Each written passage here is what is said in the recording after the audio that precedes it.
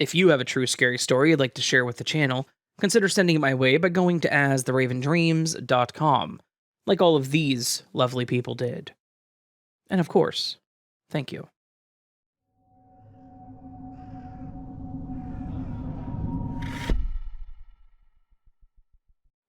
Hey Raven, I hope life is treating you well. My girlfriend encouraged me to send this story in, and after a bit of back and forth with myself, I decided to go for it. This experience has stayed with me for over a decade, and I still think about it often, especially when I catch the scent of a very particular perfume. I had just turned 14. My birthday falls near the end of February, which will become important later. A few days after my birthday, I began to notice something strange. Out of nowhere, I started smelling my great-grandmother's perfume. It wasn't subtle or vague. It was a very distinct scent. She had unique tastes in fragrances, and to this day, I've never met anyone else who wore the same one. It was the kind of perfume that instantly brought her face to mind. At first, it would just be the faintest trace in the air, almost like someone had passed through the room moments before I entered. But as the days went on, it became stronger. At times, I genuinely felt like I was the one wearing it, even though I obviously wasn't. I asked my mom and grandma if maybe they found an old bottle and sprayed it, or perhaps if some of my great-grandmother's old jumpers had been brought out. We used to do that, hold on to her jumpers and spray them with her perfume as a way of comforting ourselves while we grieved. But they were both confused and adamant. No one had touched anything. Her clothes were all packed away in storage, and neither of them had been using the perfume. I was the only one who could smell it. As each day passed, the scent didn't fade. It followed me, lingering in my bedroom, drifting behind me as I walked, even clinging to my school blazer. I started to wonder if maybe I was just imagining it.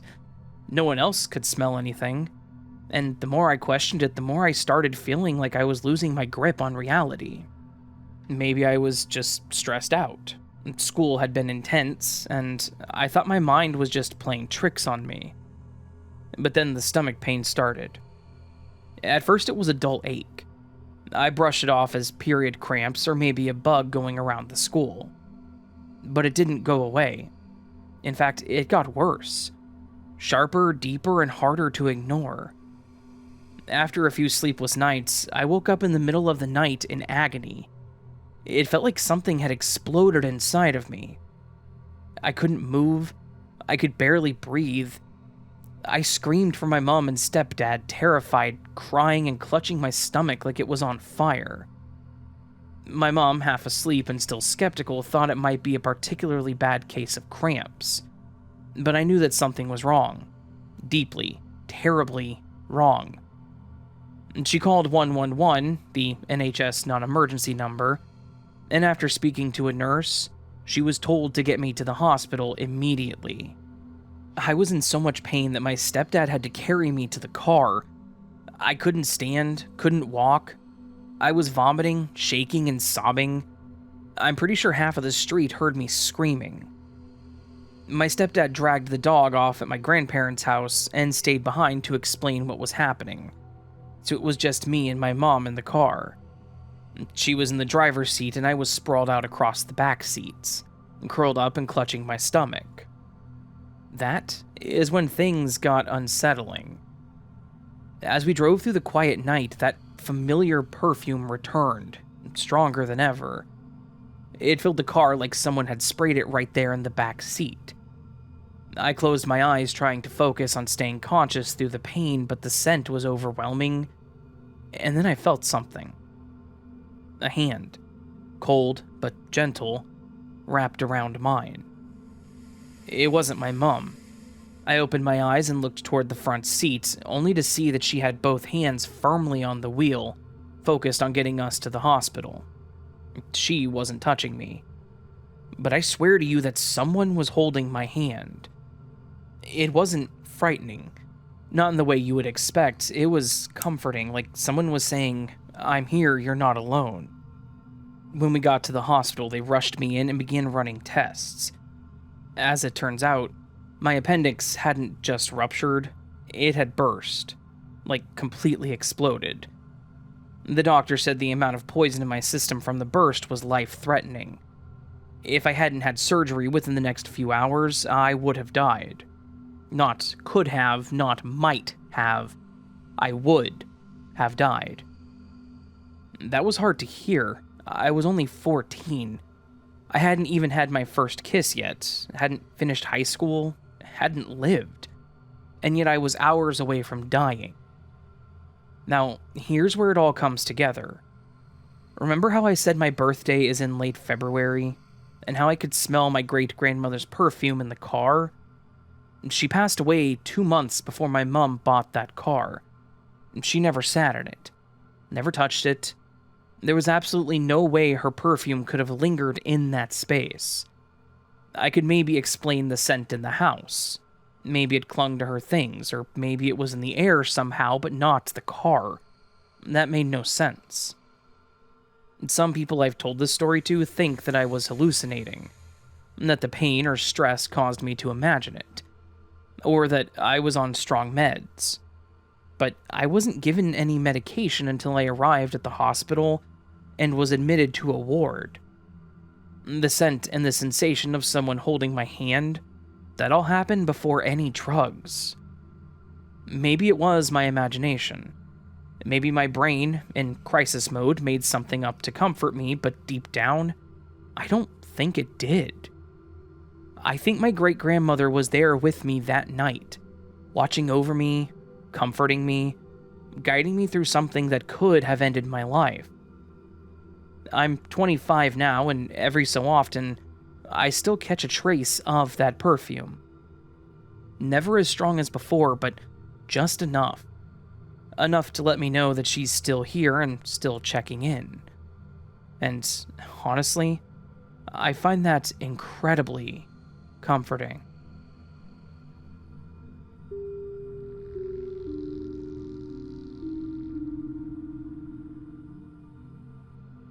It was the summer of 1998. I was with my then girlfriend on a short trip not far from where we both lived at the time. Let's say somewhere in Belgium. That's as specific as I'm willing to get. She was about to move away for college, and I was struggling with it, so we took this little nature escape to talk, to process the change, maybe to decide what we were going to do with our relationship. The place we went to was somewhere I knew from childhood. A local river valley, quiet, rural, a slow meandering stream cutting through farmland and clusters of willows. A typical countryside over here. We stood by the water's edge. It was dark by then, and we were holding each other. She looked out over my shoulder, and I looked over hers. And that's when it happened. At first I thought I was seeing the sunset in reverse, like a film being rewound. Something bright orange and glowing rose slowly behind the trees in the distance. The sun had set maybe half an hour earlier, so this made no sense. But it was happening. Literally, not figuratively. A ball of light just climbing up from behind the trees, just like the sun. Except the sky didn't react the way it should. No horizon glow, no ambient lights, just darkness. And this thing. I felt something shift in my chest, a tightening. I was about to call out to her when the glowing orb dipped behind the trees again. Gone. Like it had never been there. I turned to her, eyes wide, trying to explain what I had just seen. My voice was shaky, out of breath. "You're not going to believe this," I said. "I saw something. Something really weird." And right then, it came back. The exact same orb rose again from behind the trees. But this time my girlfriend saw it too. It climbed into the sky slowly, eerily smooth, and with it came a ring. A ring of spinning lights. Vivid, saturated colors rotating like a kaleidoscope. Green, blue, red, violet. It was beautiful and terrifying all at once. The lights pulsed hypnotically. Some of them almost seemed to burn into our vision. Not painfully, but compelling. Like your eyes refused to look away. She gasped, "Oh my God." We both stood frozen. No sound.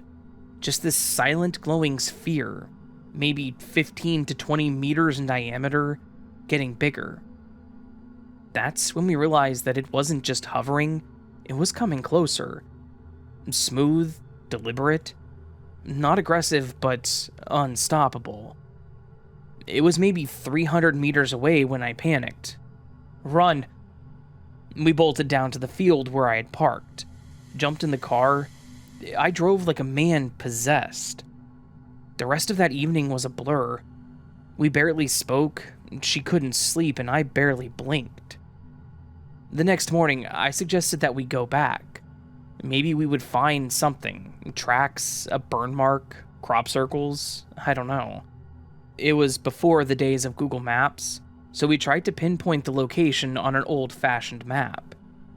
We biked there, we searched, and we found nothing. That afternoon, I went back again, alone. She didn't want to talk about it anymore. She'd seen it, yes, but she wanted to move on. I couldn't. I had to go. I walked my bike into the woods, through narrowing paths until even riding wasn't possible. Eventually, I was deep in the part of the forest I barely recognized. And then I heard them. Voices. Clear, but I couldn't tell what language was being spoken. The words were muffled. I crept forward, my heart hammering, and that's when I saw them. 3, maybe 4 men, standing at the edge of the woods at what I believed had been the site of the orb. 2 of them wore uniforms and the others were in civilian clothes. At first they didn't notice me, but as I stepped closer, one turned. I walked toward him. "Are you here because of what happened last night?" I asked. He stared at me, not confused, not angry, just blank. Like I'd spoken a language he didn't understand. Then he turned to his colleague who was facing away from us and said nothing. That's when it hit me. This guy looked uber American. Not just foreign, but American. Unfashionable khakis, faded jean shirt, chunky white sneakers. The kind of look you would see on a dad at Disney World. His haircut, his posture, his silence. It's something we easily spot as Europeans. Another man approached, also in plain clothes, but he looked local. Behind him, a uniformed officer followed. They came right up to me. "You can't be here," the local policeman said. "There's an ongoing federal investigation." "Is it about the lights?" I asked. "From last night?" "I'm not authorized to comment. Please just leave the area now." The American-looking man said something I couldn't understand. Not because I don't speak English, but because he was speaking around me. Like I wasn't even there. It was clear who was in charge. The others deferred to him. He didn't wear a badge or have any ID, but his presence screamed authority. I left, slowly. But I looked back, and they were still watching me. Later that day, I told my family and friends. A few weeks later, I returned to the area, but by then it was too late. The place looked normal, empty, like nothing had ever happened. Years later, I asked the local police if they ever had federal or local agents going to that specific area for an investigation. They looked at me like I was crazy. And those men, I never saw them again. Not during traffic stops, not in town, not anywhere.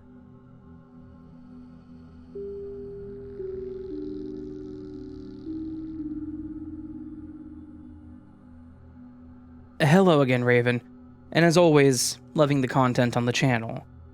Thank you for using the stories I've sent in from my crazy life, and I did mention before that I've got plenty of crazy experiences and stories from my childhood, teen years, and all through my adulthood that I can share with you in the future, as well as stories from my wife, which she's okay with me sharing now too.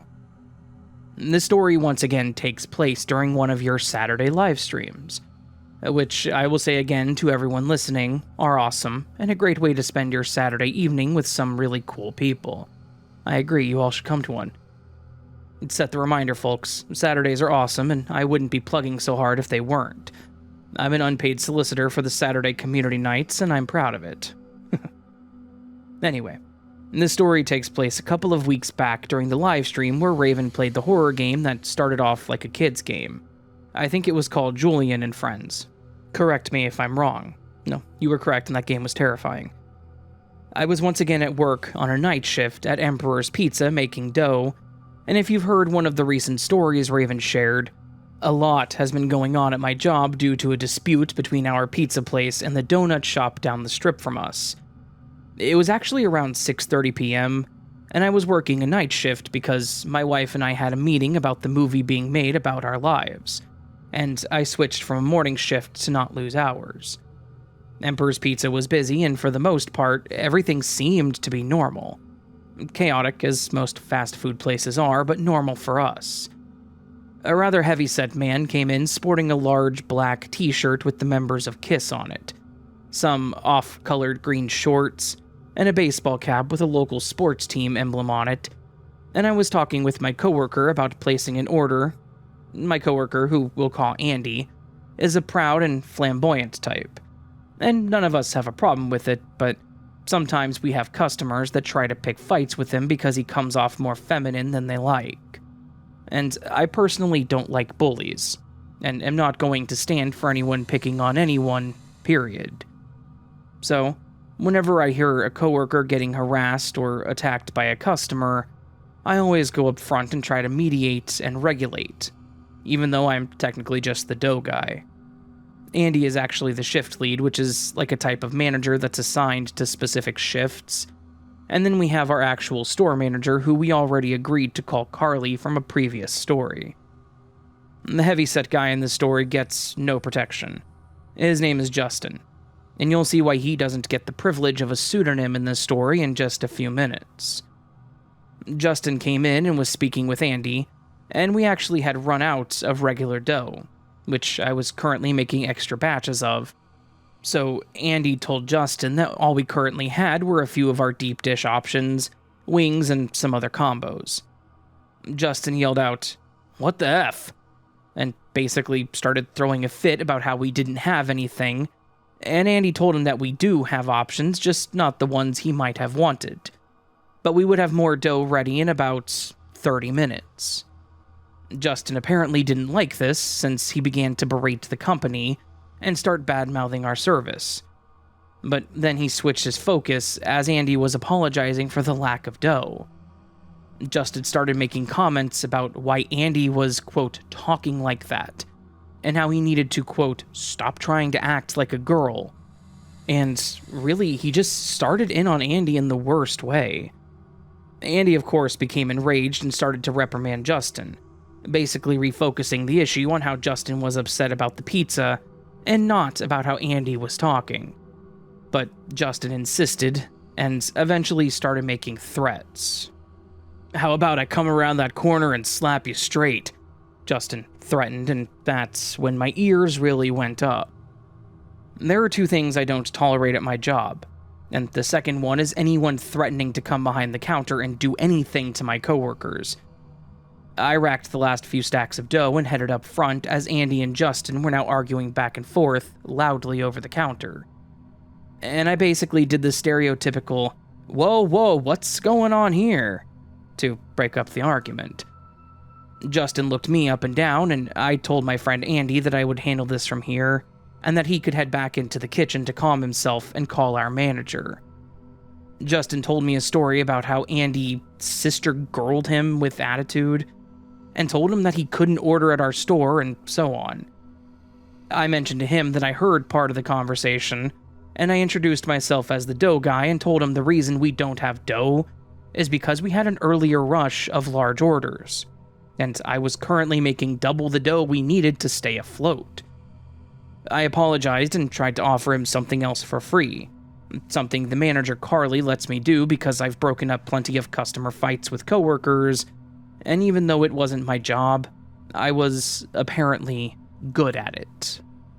But no, Justin didn't want that. I don't want anything for free. I want that little punk kid to come effing apologize to me and beg me not to kick his ass, Justin demanded to me.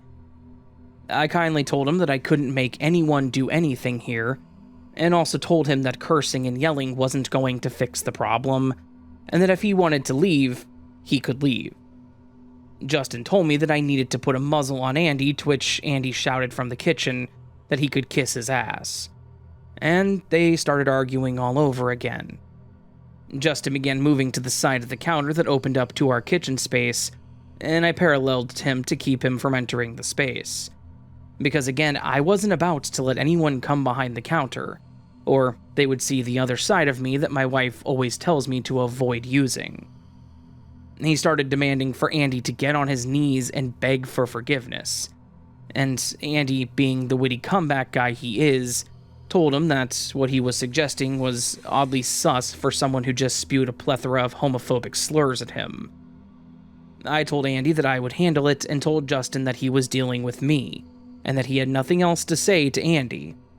Then I told Andy to call the manager and to prepare to call 911 if Justin came behind the counter. "What the hell are you gonna do if I do come back there?" Justin threatened me, and at that point I took off my hat and accepted that this might be the day I lose my job. "Don't let the uniform fool you, sir, but I'd really not have to go there. If you come behind this counter, I will forcibly detain you because this is getting out of hand," I told him. I noticed his eyes kept going to my chest and back to my eyes, and then I saw him take a step back and smile in a sneering, sarcastic way as he nodded a few times and then looked past me at Andy, who was holding his phone and the store phone, one of which had our manager Carly on speaker. "Tell you what, I better not see either one of you outside this store, or it'll be a whole different conversation," Justin told me back. He left after that, and for a second, I stood in the space to see if he was going to come back in, and he didn't. He got into his white Ford F-150 outside and left. I remember looking at the front of the truck and seeing that he had a custom U.S. Army license plate on it, and then I realized that when he looked down at my chest, he was eyeballing my dog tag, which oftentimes gets mistaken for a military dog tag quite a bit. For clarity to anyone out there who hears this story and might be a veteran, I was never in the armed forces, but I was part of a civilian program that ran through a martial arts and physical training facility, and we used to host private classes for police officers and people who were about to enlist in various branches. After my old master gave me the nickname Hidden Fox, I was given a dog tag as a welcome gift. I wear that dog tag all the time, and when I'm at work, I put my wedding band on it to keep it from getting lost or stuck in the dough that I make by hand. I'm not able to share details about what all we trained in or taught, but I'll say I specialized in scenarios centered around what if you can't get to a firearm, and spatial awareness. I digress. After Justin left, we went back to work, and I did pop in and out of the stream that Raven was hosting that night, trying to have a better night because, again, I do have a big issue with bullies, and I can't stand seeing people get hurt or picked on for being different. Everything seemed to get better for a couple of hours or so, and then Justin's truck came back about 30 minutes before closing time.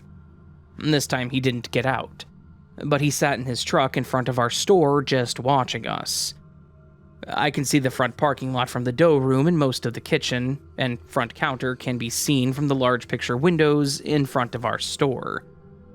Andy was cleaning up, and I told him that the guy was back because I could see him staring daggers into the front windows. And eventually he looked over at me, and then back into the front kitchen area. I told Andy to call 911, and I shot a text over to our manager to let her know the situation wasn't apparently over just yet. I kept thinking of what we could do because, at some point, Andy would have to leave, and our other coworker was already finishing up dishes and starting on sweeping and mopping. I'd still be there since I had a little more dough to make for Sunday. Andy called 911 and told the dispatch that he needed a police unit sent to our store because a man who came in earlier and verbally attacked him was now back at the store, sitting in the front parking lot in his truck. I went to go check the security monitors at the manager's station, which was a small desk just outside the dough room, and zoomed in on the front parking lot camera so that I could see just what Justin was doing. And that's when I saw him place what was clearly a handgun on the front dashboard of his truck. I told Andy to relay that to the dispatch and to lock the rear door since the lobby was already closed for the evening. But we often kept the back door unlocked so we could shuttle our trash to the dumpster out back. Something I warned them several times over was a huge security issue. And after this event, my coworkers listened to me. Justin stayed in his truck, staring into the store like he was contemplating doing something stupid. And I remember my mind reeling over the ways this could go south if we weren't careful. Besides the single back door, there wasn't another way out of the kitchen. The front was all glass windows, and if Justin decided to shoot the glass, there wasn't anything else to keep him from getting in or getting to us. Our best bet would be to make a run for the back door, but there was a straight line of sight from the front counter area where I stood in front of Justin before to the back door, and a shooter could fire unrestricted into the kitchen area. There weren't enough options for us if Justin intended to come in. Fortunately, within a few minutes of the 911 call, 2 police cars were on site up front with their lights on, and another police SUV was rolling up the drive-thru the wrong way. They, of course, ordered Justin out of his truck and went through the whole process of detaining him, searching his vehicle, and taking his weapon from the dashboard. An officer knocked on our door and asked us to make a statement. Got our info, and meanwhile outside another officer was talking to Justin from the back seat of a police car. I remembered him yelling about how his rights were violated, and that he hadn't done anything, and while this was technically true, since he was just sitting in his truck at the time, the situation earlier, including the threats he made, were enough for the police to take this seriously. The camera footage had no audio, but Andy showed him the video of everything Justin did from the moment he came in to the point he returned to his truck and put his gun on the dashboard. The officer told us that, even with all the evidence, he hadn't done enough for them to hold him, except maybe charge him with something like disturbing the peace. But they were searching his truck and had confiscated his handgun. A second officer came in, and this one we recognized from a few weeks prior. He was the same officer that was on site after the situation with John being beat with the baseball bat. "Geez, you guys are always having some colorful evenings, aren't you?" The officer joked with us. He asked what happened, and Andy and I recapped it once more. I remember they did end up taking Justin away in the cruiser, but I'm not actually sure why. And we did have an officer stay in his cruiser out front until we closed. He said he would do it in exchange for a free pizza. And even though he was joking, we did give him one before we cut the oven off to clean it. The officer hung around for a bit as I wrapped up on dough, and then he left.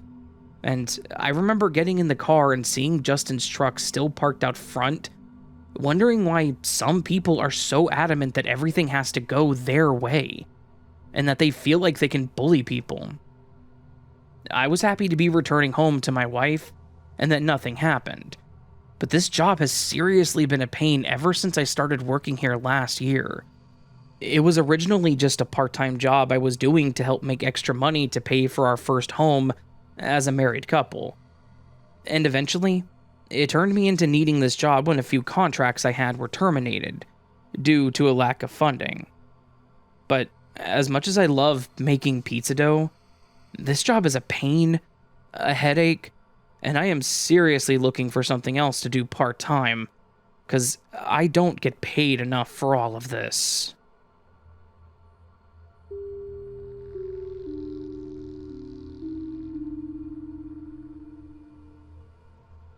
When I was about 8 or 9, my brother, a friend, and I went fishing at the dam.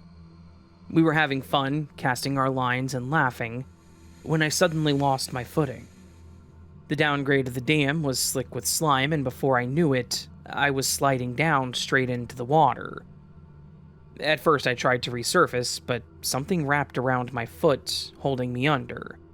A fishing line, maybe? A panic should have taken over, but instead, a strange sense of calm washed over me. Then, clear as day, I heard a voice. Not from anyone around me, but from somewhere deeper. Maybe inside myself, telling me to raise my hands. I did exactly this. Down the way, 2 adults must have seen what was happening. They ran over, reaching into the water and searching. Somehow, against all odds, they found my hands. They pulled with everything they had, and finally I broke free, gasping for air as they dragged me onto solid ground. I don't know how long I was under, but I never lost my breath. Never screamed, never let fear take over. When it was all over, I couldn't thank those 2 men enough. They were my heroes.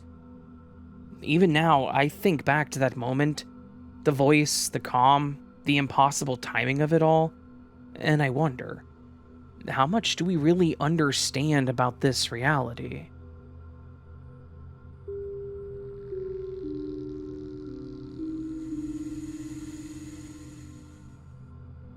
Raven, I appreciate the way in which you handle difficult stories with care and compassion. That's why I feel you are the best choice for telling this one. I'll try to get a couple of my stories typed up and sent soon. I've had quite a few unexplainable experiences throughout my lifetime, such as glitches, paranormal, and precognitive dreams. My scariest encounters and experiences have been with humans. My childhood was full of emotional, verbal, and physical abuse. My teens and 20s filled with trauma that affected me greatly, but the story that has periodically popped into my mind throughout the past 30 years isn't mine. I often think about the 2 main characters. We'll keep anonymity for their privacy and call them April, Josh, and Sharon. In the late 80s, April, 7, Josh, 5, and their mom, Sharon, 32, had just moved from another state into my town. Sharon had just divorced their dad. She enrolled them at my school, a small private school for a strict bunch of Christian Protestants. It was common for different age groups and grades to interact and know each other. April was a grade behind me, 1 year younger, but we got to know each other well between school and church. I liked April a lot. She was always kind to me. I knew who Josh was, being her little brother, but I did not know him well. Sharon, their mom, started working, going to college to become a nurse, and began to occasionally date. My older sister would sometimes babysit April and Josh when needed, but this sister was 5 years older and didn't really talk about anything with me. This was the 80s and 90s, so the majority of us were latchkey kids. From a young age, most kids I knew were outside playing and getting into all kinds of things without adult supervision, from the time school ended until the streetlights came on. However, April and Josh weren't really able to interact with the other kids outside of school and church. They lived in the same neighborhood as me. I would move all throughout the neighborhood playing with different groups of kids and switching up between the 2 parks available, about a mile apart. I never saw them out, and no one else ever seemed to see them out playing. Sharon had to take out loans to attend college, and in the early 90s she had earned her nursing degree, and was able to get hired immediately. However, the $23,000 a year just wasn't enough to keep up with the cost of living and pay back the loans. She was struggling financially. The credit cards being used to supplement for bills and purchases were piling up. In the mid-90s, Sharon went to purchase a gun. At that time, there was a 3-day cooling-off period between when she applied for it and was able to pick the gun up from the store.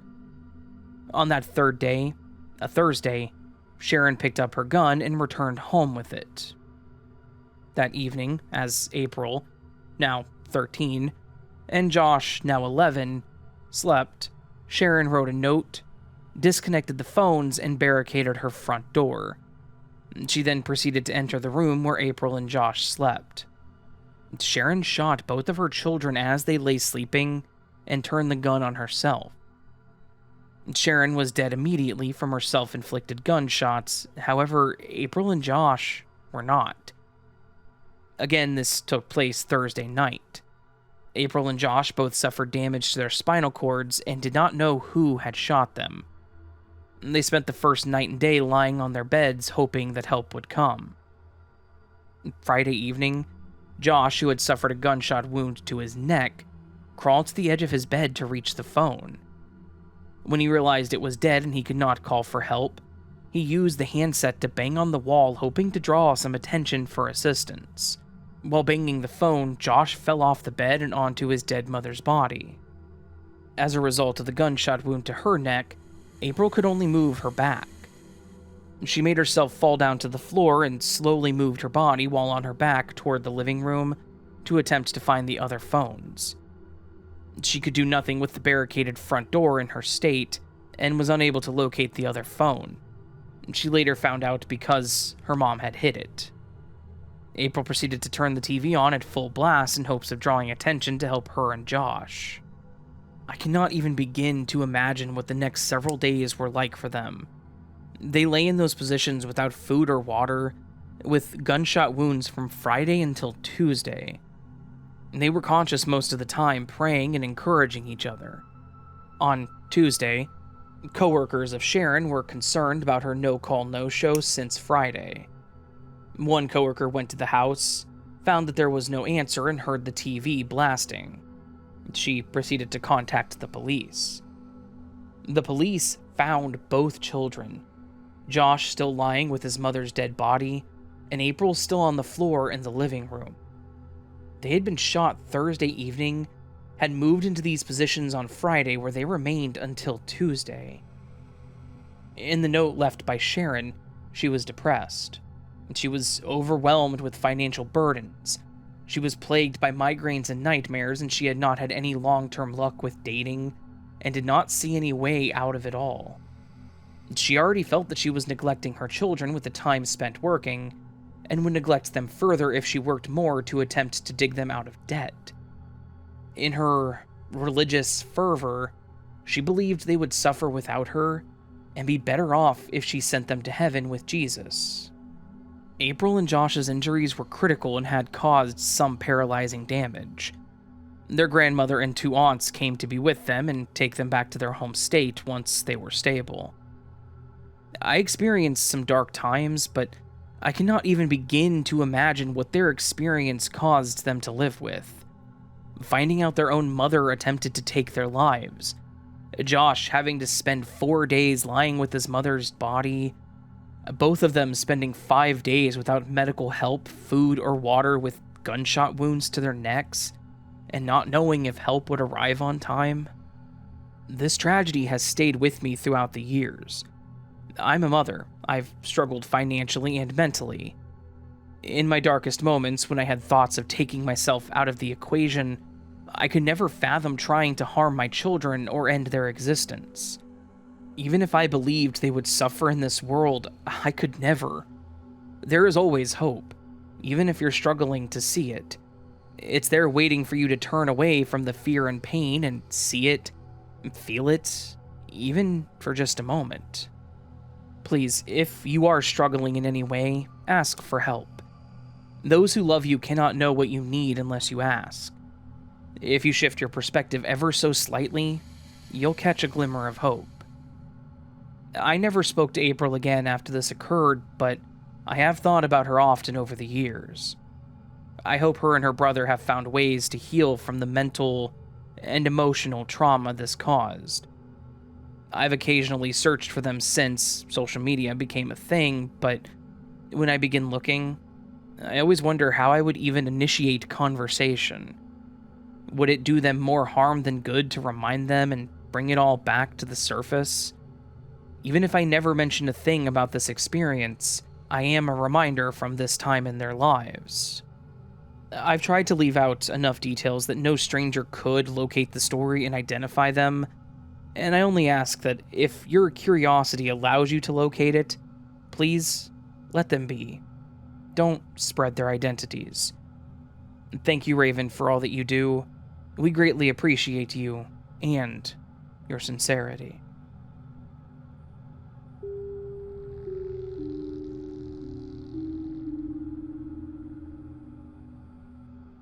I love walking at dusk. Sometimes I listen to music, and sometimes in silence. I would usually walk up a steep hill, a name that I will not say, and I left a little late one time, so it was dark as I was leaving. This hill was right next to my house, so it wasn't that far. Anyway, I was walking down with my dog, Sparky, and all of a sudden he started barking at the bushes. Then, a man, probably in his late 60s, jumped out of said bushes.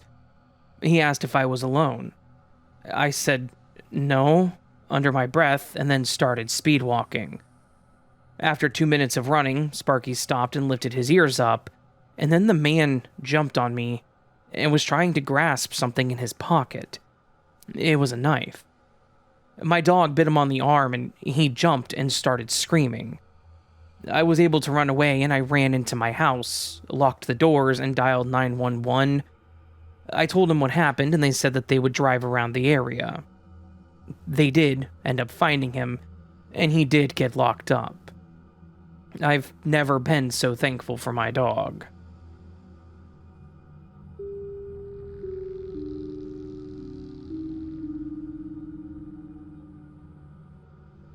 My brother and I were out driving in my car with him behind the wheel. We pulled up to a red light and waited. At that moment, I felt a familiar sensation. Another random nosebleed. I always kept paper towels in the car for this exact reason, so I reached back to grab them. But for some reason, they weren't where I usually kept them. As I turned to check the back seat, I noticed something. A car in the distance speeding toward us way too fast. My gut told me that something was wrong, and I quickly told my brother, and he started watching it too. As it got closer, it became clear. That driver wasn't stopping. Without hesitation, my brother laid on the horn and ran the red light, turning right just in time. The other cars at the intersection, alerted by the horn, hesitated, just long enough to see what we saw. The speeding car blew straight through the intersection without even tapping the brakes. No one was hurt. No one honked at us in frustration. If anything, it seemed like the warning had saved others, too. But here's what gets me. I always kept those paper towels behind the seats, yet somehow, that day, they were in the trunk. If they had been where they were supposed to be, I wouldn't have turned all the way around. I wouldn't have seen that car coming. Was it just a coincidence, divine intervention, or quantum immortality? I'll never know for sure, but I do know that we were meant to make it out of that moment alive.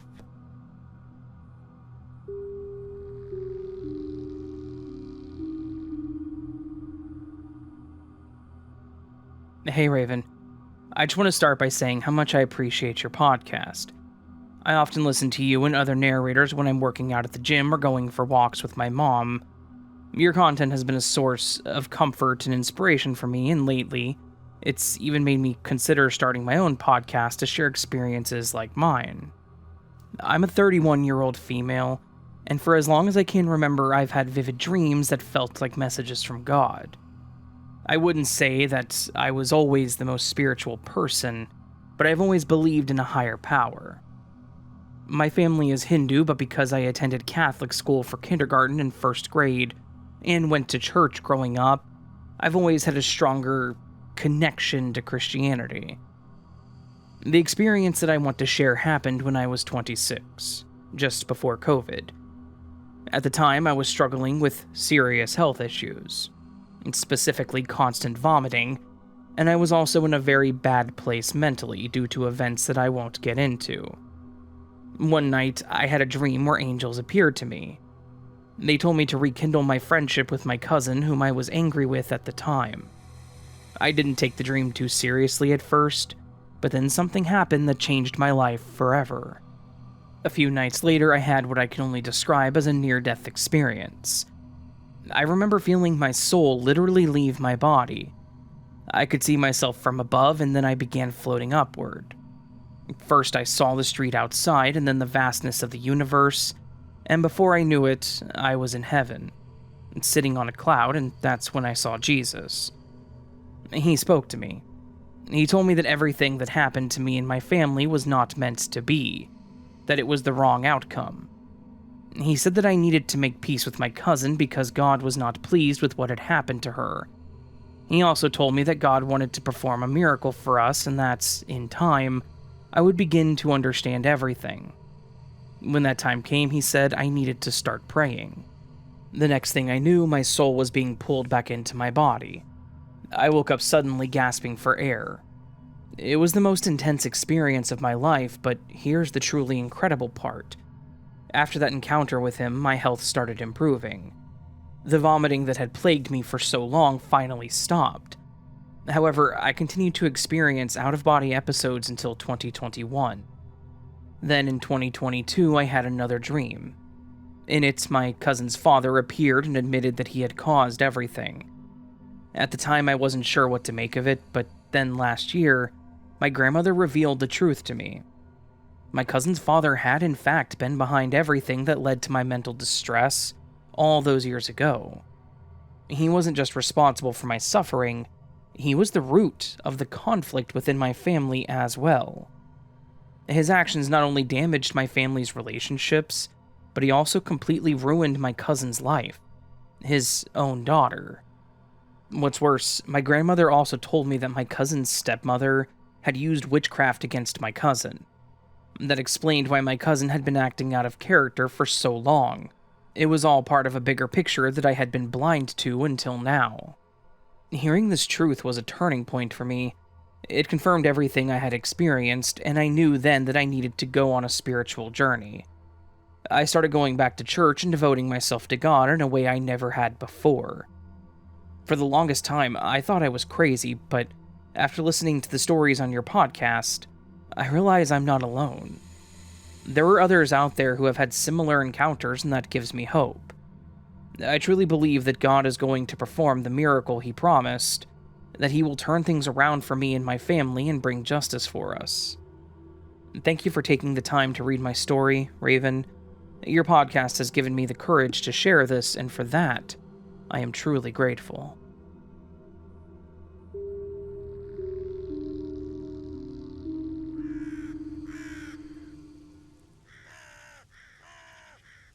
So, my friends, that was a collection of some strange and scary stories from listeners. All of these were submitted to the channel through the website or my email. They either went to astheravendreams.com to send them in, or they emailed me at astheravendreams@gmail.com. Both are perfectly valid. I will say I do prefer the website just because it does make things a little easier to keep things collected.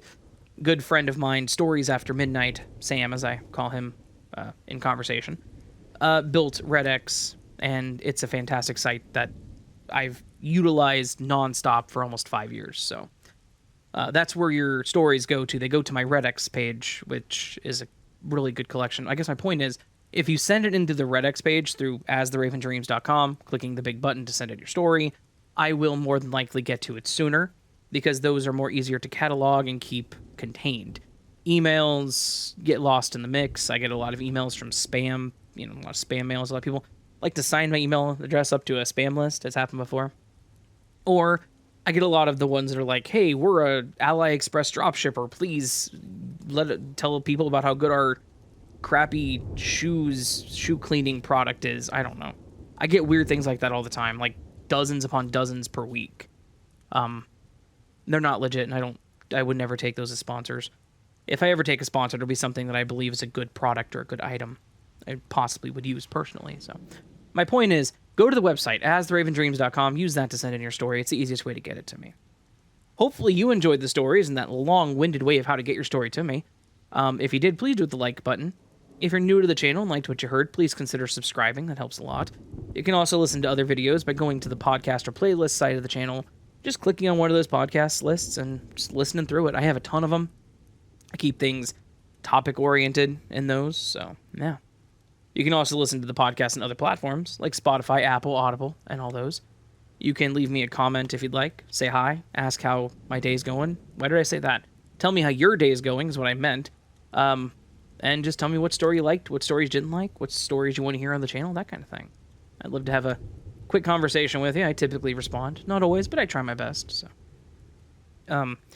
you can also join Patreon or memberships to get early access to content like this, going to patreon.com/astheravendreams or clicking the join button down below the video. Both those will get you early access to content. I'm trying to get as much up this month as I can quickly, so you guys have access to it quickly. So, quickly? I said quickly twice. So you guys have access to it earlier, is my point. Yeah. There's probably more than I'm forgetting, but if I'm forgetting it, it's not important in this case in time, at this point in time. What am I saying anymore? Hope you all have a beautiful day. Hope I see you again here very soon. Until then, remember that you are loved, you are valid, you are important, you are the best you that you can be. Don't forget it. Until next time, my friends, much love, and sleep well.